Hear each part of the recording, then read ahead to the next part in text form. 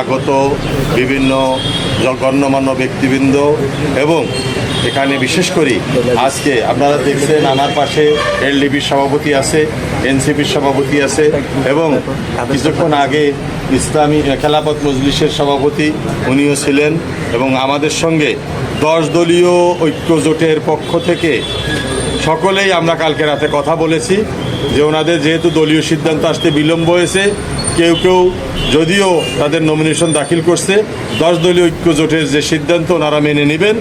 কেউ কেউ আমাদের সঙ্গে এসেছেন, ওনারা যেমন এলডিপি নমিনেশন দাখিলই করেন নাই, এনসিপি দাখিল করে নাই, এখনও খেলাফত মজলিস দাখিল করলেও উনি কালকেই বলছে আমি তো আপনাকে আগেই সমর্থন দিছি, আমরা প্রত্যাহার করে নেব।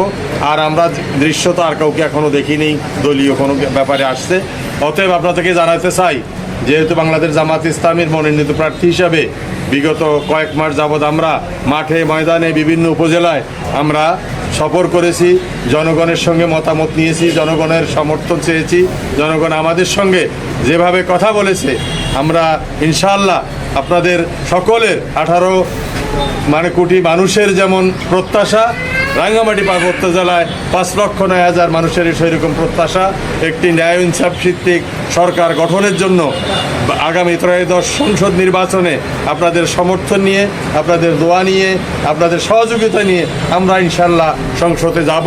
এই প্রত্যাশা ব্যক্ত করে আমি আপনাদের সকলকে উপস্থিত রেখে আজকে আমার নমিনেশন পত্র মাননীয় রিটার্নিং অফিসার তথা জেলা প্রশাসক মহোদয়ের নিকট দাখিল করলাম। পরবর্তী যখনই আমরা ইনশাআল্লাহ প্রয়োজন হবে আপনাদেরকে কষ্ট দেব।